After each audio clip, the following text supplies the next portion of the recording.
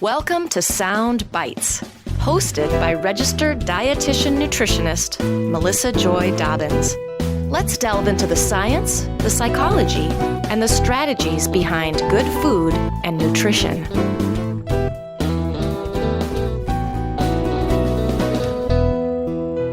Hello and welcome back to the Sound Bites podcast. I'm your host, Melissa Joy Dobbins, a registered dietitian nutritionist. Today's episode is about the potential role of fresh avocados in cognitive function among overweight or obese adults, specifically a 12-week randomized control trial published in the International Journal of Psychophysiology. My guest today is Marisa Moore, an award-winning registered dietitian nutritionist based in Atlanta, Georgia. She's an integrative dietitian specializing in culinary nutrition communications, and she's a spokesperson for Fresh Avocados Love One Today. Welcome to the show, Marisa. Hi, Melissa. So good to be back. Yeah, I'm really excited to have you back. And I do want to say to all of our listeners that this episode is sponsored by Fresh Avocados Love One Today. And of course, we thank them for their sponsorship and support of the Sound Bites podcast. Love One Today is a science-based food and wellness education program that encourages Americans to include fresh Hass avocados in everyday healthy eating plans to help increase fruit and vegetable intake as a delicious, heart-healthy, whole food source of fiber and naturally good fats.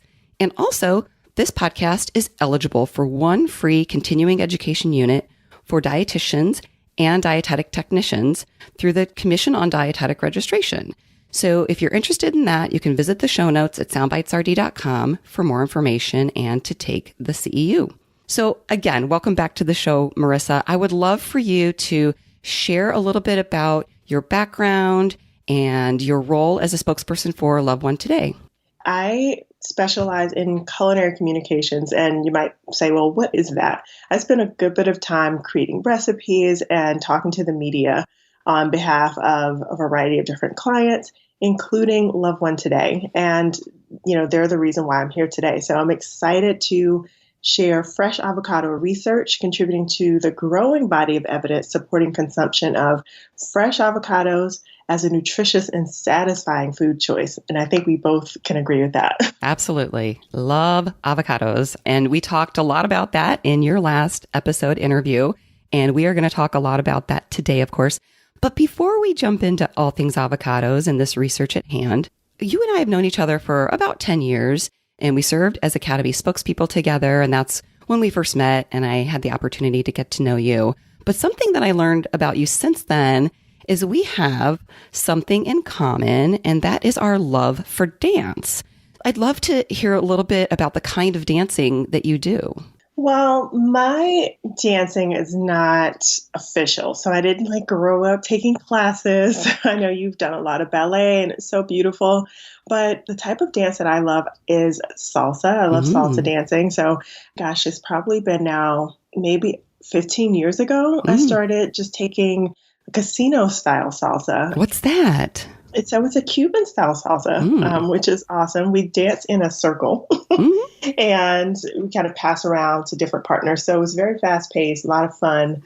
And, I love that. But I also I've done some performances in Caribbean Calypso. So the music is usually either in that realm or something with sort of Afro beats. Again, not official. It's just more so kind of things that I've taken up on my own. And it honestly just changes my mood to be able to dance. And really, it's just a great form of exercise too. I love it. Absolutely. Well, I would love to see you dance sometime. You don't have to grow up studying ballet like I did in order to really love dance. It's for everybody. I've done ballet, but I'm also doing jazz and modern, and I've done a little ballroom as well. But I got to tell you, salsa or even swing, it's just so much fun and it just puts a huge smile on my face. And you're getting this great workout. And it's not just your body, it's your mind too. But it's just so much fun. So maybe I can see you dance sometime. Yeah. You know what? That would be so much fun. I haven't performed in a while and who knows when we'll do another one. But Absolutely. Yeah. I've been taking my classes via Zoom and it's not the same, but trying to keep my technique up so that when all that goes back to normal, I won't have lost everything I've worked on the last 5 years. For sure. Okay, well, great. Well, let's jump into this research study and discuss and share some practical tips for our listeners, of course. This is going to be somewhat sciencey, but we are also sharing some really great takeaways. So the title of the study is Effects of 12-Week Avocado Consumption on Cognitive Function Among Adults with Overweight and Obesity. And as I said, it was published in the International Journal of Psychophysiology, and that was in February of 2020. And this research was supported by the Hass Avocado Board as part of the Love One Today education program. So Marisa, let's start with some background information. First of all, why was this study conducted? And why is this particular population relative to cognitive health research really when brain health is a subject of concern for people of all ages? Yeah, that's a great question. It's true that we all age. So cognitive decline is a growing universal matter of concern. Mm-hmm. However, we know that individuals with overweight or obesity are at a greater risk for cognitive impairment, and 70% of adults are overweight or obese. So, there's some emerging science that links midlife obesity to later cognitive decline. Mm-hmm. And while the exact mechanisms of the influence of overweight and obesity on cognitive health are not yet fully understood, dietary lutein, which is a plant pigment known as xanthophyll and found in leafy greens that we all know and love, eggs and fruit such as avocados, it's been associated with beneficial cognitive patterns in people who are overweight or obese. Avocados are a highly bioavailable source of lutein, and the purpose of the study was to examine the potential role of avocados on cognitive function and lutein status among adults with overweight and obesity. Okay, so let's take a closer look at lutein, since it may not be something that people are very familiar with. People might recognize it as commonly known for eye health, but could you offer a little more insight on lutein in general and explain why it might be beneficial for cognitive health as well? Yes. So lutein, as I mentioned a little bit earlier, is a carotenoid that's part of a group of antioxidant plant pigments known as xanthophylls, which have been demonstrated, as in this study, to be relevant to cognitive health across the lifespan. And is actually the predominant carotenoid in the brain. So when ingested through food, it crosses the blood-brain barrier to preferentially accumulate within the brain and macula of the eye, which is why it's associated with eye health too. And again, lutein's specific mechanism of action within the brain is still undetermined, but theories point towards lutein's role as an antioxidant and an anti-inflammatory agent. Oh, okay. Very interesting. Okay, so now that we've covered its potential role in cognitive health, let's talk about why fresh avocados. I mean, how much lutein do most people get through a traditional diet? How much should we be getting? And how much lutein is in an avocado? So yeah, there's no recommended intake or dietary reference intake or the DRIs that we're familiar with for lutein. But I did read a recent review in the European Journal of Nutrition that there's growing interest in setting intake recommendations for non-essential dietary bioactives like lutein that can help promote optimal health and or prevent chronic diseases. And this is something to really follow because the average American adult has an intake of only 1 to 2 milligrams of lutein a day, which may not be enough to attain those associated health benefits. Now, 1 serving of avocado, which is 1/3 of a medium avocado, contains 136 micrograms of the lutein. Therefore, the addition of 1 avocado daily could enhance current lutein intake. Okay. So let's go over the methodology of the study, including the number of people in the study, what the treatment was, and the duration, which we know is 12 weeks, but if there is anything more to add to that. Yes. So this was a 12-week randomized controlled trial of 84 adults, ages 25 to 45 years old, with a BMI at or above 25. Now, participants either received a 12-week daily meal with 1 fresh Hass avocado, while the control group received a meal matching in both calories and macronutrients, but without the avocado. Okay. Now, researchers used biomarkers to measure lutein status and a series of assessment tasks to measure attention and inhibition. Okay. And what did the researchers find? Yeah, so the researchers observed that participants in the avocado treatment group exhibited significantly greater accuracy in the tests that measured improvements in attentional inhibition. And what that means is their ability to choose what you pay attention to or what you ignore, which is pretty important. Yeah. So this group also showed a significant improvement in serum lutein status. But these changes in serum lutein concentrations didn't correlate to benefits in cognitive task performance. Now, this suggests that the cognitive benefits among the avocado group were evident, independent of changes in lutein status. Okay. So findings from this study might sound somewhat technical. So could we summarize the key takeaways for everybody listening? Yeah, I agree. It does sound a little bit technical.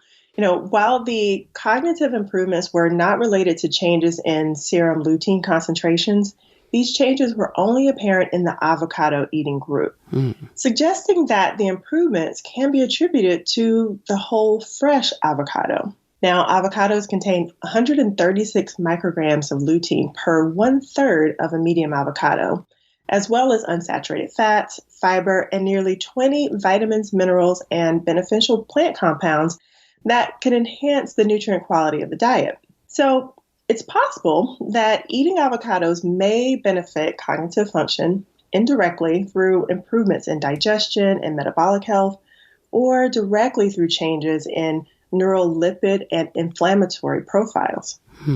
These findings, like in a lot of things, right? These findings warrant further research to explore the potential implications of other nutrients in avocados on cognitive health. Okay, great. And with most studies, there are some limitations to consider. So could you share any limitations from this study to consider? Yes. So we always have to consider that. And since all the participants were overweight or obese, these findings cannot be translated to people who are at a healthy weight. Though, given that recent CDC figures quantify the percentage of Americans with overweight or obesity as nearly 70% of the population, examining the beneficial effects of diet on cognition in this population is definitely warranted and increasingly generalizable. Now, future studies are needed to investigate the impact of longer-term daily avocado intake on markers of cognitive health across the lifespan, as well as potential influence of other nutrients in avocados with neurocognitive potential. Okay, interesting. Now, I'm curious how these results from this study might compare to any other similar or previous studies. Yes. So in another clinical study of 40 healthy older adults, researchers found that people who consumed one avocado per day for 6 months had higher blood and eye lutein levels relative to baseline. Now, the avocado group also had improvements in cognition as measured by improvement in working memory. Additionally, as macular pigment density increased, working memory and efficiency of approaching a problem also improved. The Hass Avocado Board funded the study. Although conclusions drawn from a single study cannot be generalized to all populations, the research suggests a dietary intervention with avocados to increase neural lutein may be a useful dietary strategy for cognitive health. Interesting. Yeah, I think it's really exciting. And I think you, like me, these are the kinds of things that we like to geek out about, Definitely. Especially as I get older, my cognitive health, it's so important. Hey, Melissa, we're all aging, right? Yeah. So this is something that we all need to pay attention to, I think. Absolutely. We talked before in the last episode, about that quality of life. It's very important. So between these two studies, it seems like there must be something about avocados in particular that is at play here or might be at play here. And like I said, I know we talked about this a little bit in the last episode, but let's touch on the importance of certain nutrients helping with the absorption of other nutrients. We see this with vitamin C helping with the absorption of iron from plant-based foods. So let's talk a little bit about the unsaturated fats in avocados and what nutrients they help absorb. Yes. So this is actually a point that was addressed in the second study that I just mentioned. And as we discussed in the last episode, like you mentioned, eating dietary fat helps the body absorb vitamins A, D, E, and K. The majority of fat in avocados is naturally good fat, with 5 grams of monounsaturated fat per serving, which again, just as a reminder, is 1/3 of a medium avocado. So to answer your question, researchers saw that the unique combination of monounsaturated fats, as well as fiber, lutein, and other bioactives, may make avocados particularly effective at enriching neural lutein levels. Now, this compared to previous lutein supplement studies. Now, in fact, the group that ate 1 avocado a day saw a 35 times greater enrichment of lutein compared to a lutein supplement. Wow. Yeah, and similarly, circling back to the featured study that we started with, researchers saw that the avocado seems to provide an ideal food matrix for lutein bioavailability, since this nutrient is more bioavailable when eaten in the presence of fat. So it's kind of nice because you have that nice little package there, basically. That's the matrix, yeah. That's the matrix. So the carotenoid absorption from other foods like green leafy vegetables and salsa may be enhanced with the addition of avocado because of its fat content. So if increased intake of lutein may benefit cognitive health, the avocado is a great choice in terms of obtaining this nutrient through food. So as a registered dietitian, I love research like this that speaks to the importance of getting important nutrients through food sources like avocados that can be easily and enjoyably incorporated into a diet for almost any age or any lifestyle. Absolutely. Yeah. So there's a reason that salsa and guacamole go so perfectly well together, right? Yeah. I love it. So the listeners might be wondering how this is also relevant to younger populations who perhaps aren't yet as concerned about age-related eye or cognitive health, even though they're aging from the day they're born. So why is this information important to individuals of all ages? And why should we consider emphasizing the importance of making the connection between nutrition and cognitive health earlier on in life? Yeah, so I think this is really important. We are always aging. It's true that while younger populations may be less concerned over cognitive decline per se, eating to support cognitive health is really relevant to all ages, from infancy to the elderly. Now, earlier on, this may mean choosing foods that support cognitive development, improve focus, or reduce stress.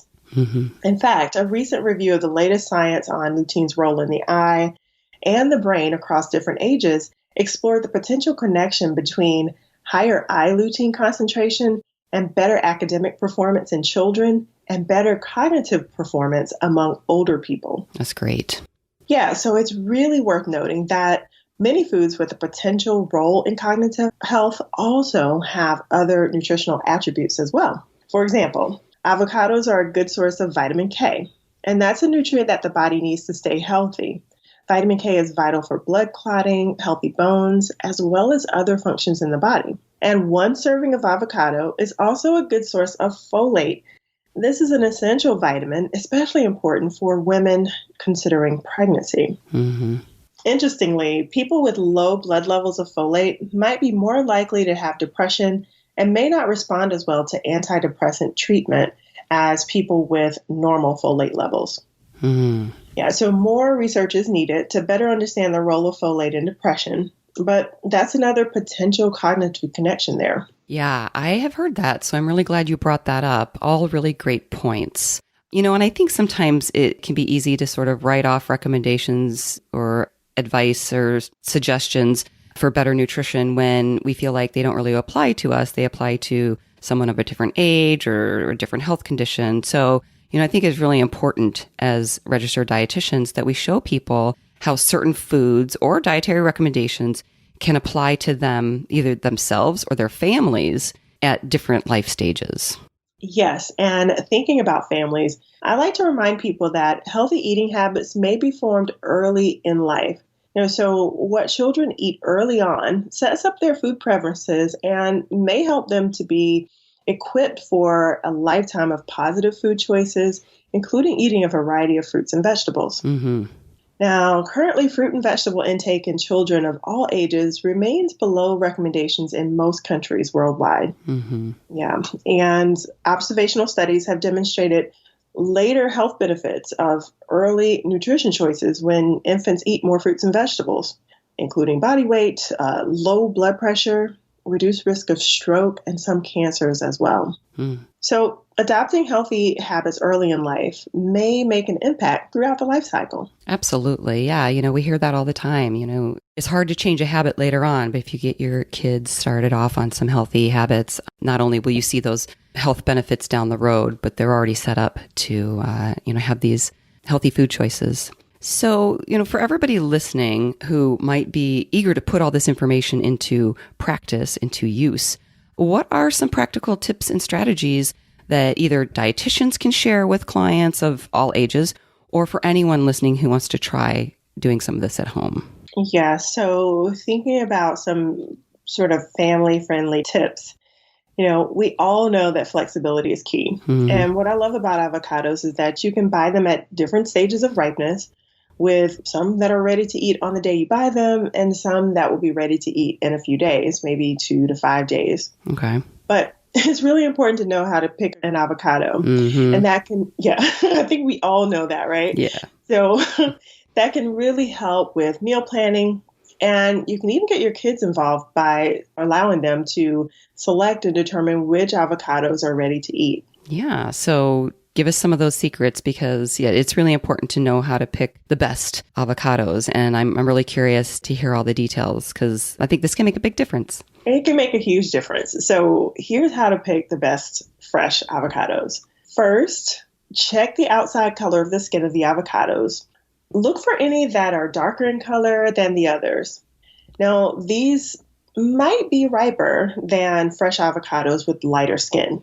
Now, I'm going to come back to that in just a second, but kind of keep that in mind. Okay. Also check the outer skin of the avocado for any large indentations, as this can be a sign that the fruit has been bruised, and we want to avoid that. Mm-hmm. Now, I said I was going to come back to color. Mm-hmm. So the thing is, and I don't know if you knew this or not, but the avocado color doesn't always indicate ripeness. Did not know that.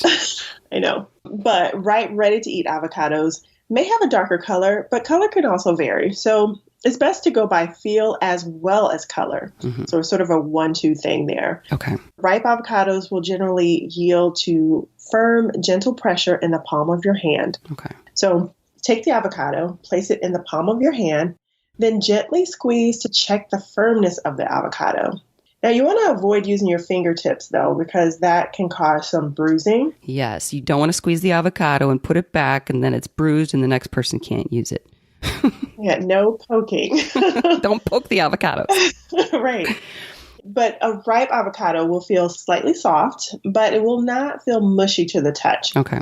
Now that it's summer, our kitchens might be a little bit warmer. Mm-hmm. I do recommend storing avocados in the refrigerator if you plan to eat them in a day or two. And that way you can help to prevent them from becoming overripe. Makes sense. Yeah, so going back to our little test, if the avocado does not yield to gentle pressure, then it's still considered firm and it'll be ripe in a few days. Now, firm, unripe fresh avocados will have a bright green color, and they're perfect for purchasing a few days before you plan on serving them. So usually about 4 to 5 days beforehand. Mm-hmm. So you want to kind of keep that in mind. If you're at the store and you know that you won't be eating your avocados for a few days, go ahead and pick up the bright green ones, because that'll give you a little more leeway. Yeah, I'm always thinking, which day am I making my guacamole, and counting the days.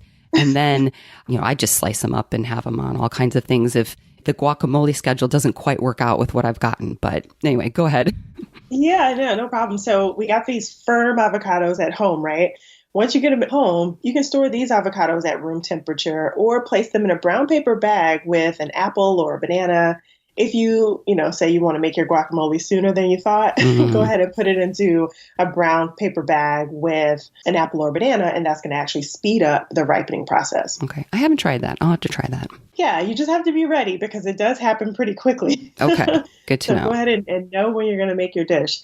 Now, if you already have very ripe avocados, you can use them in so many different ways. So you can use them in slices or mashed onto sandwiches. You can toss them into smoothies or use them in dips where you want that smooth, buttery consistency. Now, if you have a slightly firm but ripe avocado, you can use them in recipes that call for sliced or cubed avocado. So here I like to use those in things like salads, so that way the avocado gets to keep that distinct shape and you get to kind of see it show up in the salad and provide a little extra texture.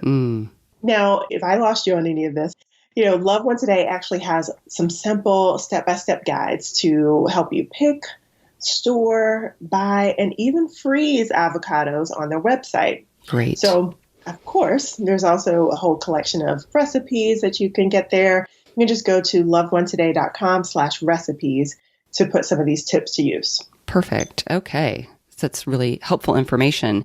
And you mentioned freezing. Marisa, we got a question from someone on social media after our first episode asking if avocado can be frozen. And I never even thought about that. And it made me think, wow, a lot of people are really trying to avoid food waste and trying to extend the shelf life of their fresh foods. So you responded to that saying, why, yes, you can freeze avocado. So I would love for you to share the secret with our listeners. And also maybe how would you use that frozen avocado afterwards? Yes. So I remember that question.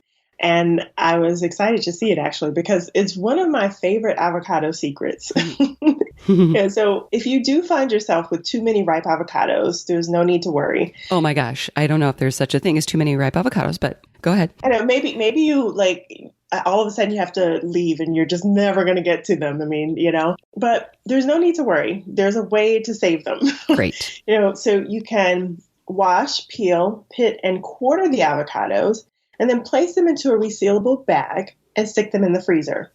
It's really just that simple. Wow. Now, if you're thinking, okay, well, what do I do with a frozen avocado? Because I've never had a frozen avocado. I get it.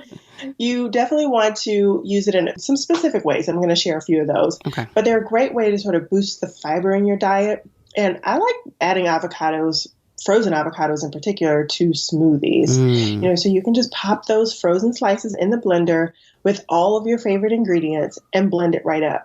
Now, remembering again that 1/3 of a medium avocado adds 3 grams of fiber. So avocados are a great fresh fruit option to help boost fiber intake. Yeah, and I bet it makes that smoothie really creamy and smooth. Puts the smooth in smoothie. You know what, Melissa? I love that. You're absolutely right. That's exactly what happens. Going back to the point we talked on earlier about certain nutrients supporting others, avocados can act as a nutrient booster by helping the body to better absorb fat-soluble nutrients from foods that are eaten with the fruit. So it boosts all of those vitamins found in other delicious smoothie ingredients. So what I'm thinking here, you're getting the vitamin A from mango, right? Or vitamin K from spinach or kale, or vitamins A and D if you're using milk, for example. So all of those are actually going to be enhanced, right, from using the avocado. Yeah. Now, like I mentioned, I love just tossing them into a smoothie. And probably one of my favorite combinations is to do something with a bit of a tropical flair. I love mixing frozen avocado with pineapple and spinach. But if I'm in the mood for something chocolatey, you can make sort of like an avocado chocolate milkshake with unsweetened cocoa powder and your favorite vanilla nut milk. It could be cashew milk or almond milk or even oat milk, and blend it up into sort of a little whipped milkshake kind of a thing.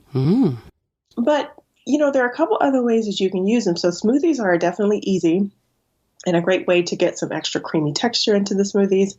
But, another option would be to use thawed avocados as the base for a salad dressing or a sauce, right? Yeah, so if you're adding like some lime juice or garlic, and you can kind of puree that with your favorite herbs and spices and make a sauce or a drizzle sauce or a salad dressing out of the avocado, the frozen avocado. I'm going to have to try that. That sounds really good. You come up with all these combinations and I'm just like, I never would have thought about putting those things together, but that's me. So good. Yeah. Well, Marisa, where can people find out more about this study and more resources like you mentioned? Be sure to check out the health professional tab at loveonetoday.com. There you'll find more about the research we talked about today, as well as summaries of lots of other trials. There's also a variety of free educational materials, including the guides I mentioned earlier about picking and storing and even freezing avocados. And there's also some healthy eating avocado meal plans, some handouts, and a collection of tasty and very easy to make recipes. So these are great for dietitians to enjoy, but also to, share with your clients or just anyone who loves avocados. I think you'll love just kind of going through what's on that site because there's some really creative recipes there that give you some other ways to try out fresh avocados. Now, the other thing is loveonetoday.com also has a newsletter exclusively for health professionals. Now, I recommend subscribing to that for the latest research, info, tips, and fresh avocado usage ideas. Yeah, it's a really awesome newsletter. I highly recommend it. And I'm going to have to explore the recipes a little bit more because, I love the way I'm currently using avocados, but just hearing you talk with all those ideas, just, it kind of inspires me a little bit to try something new. Why not? I'm always looking for new ways to try out avocados, so I'm right there with you. I'm always checking out the site. Well, I'm about 10 steps behind you, or maybe more, but I love it. Thanks for the inspiration. And everybody listening, thank you for tuning in. A special thank you to Marisa for sharing all of this valuable, interesting information. And I'll also include links to more information in my show notes at soundbitesrd.com. And if you enjoyed this episode and you're curious about more avocado research, be sure to go back to episode 150 to hear my first interview with Marisa, where we dug into the research on avocados, weight management, and satiety. And of course, shared more tasty avocado tips and tricks different from the ones we shared today. And remember, this episode is eligible for one free continuing education unit for dietitians and dietetic technicians registered through the Commission on Dietetic Registration. So please stay tuned for the next episode in this series coming up this fall, where I will interview another expert on all things avocados and heart health. So thanks again, Marisa. You're welcome. Thanks so much for hosting today, Melissa. It's been great to catch up. Yeah, it's great to connect with you again. And for everybody listening, as always, enjoy your food with health in mind. Till next time. For more information, visit soundbitesrd.com. Music by Dave Burke, produced by Jag in Detroit Podcasts.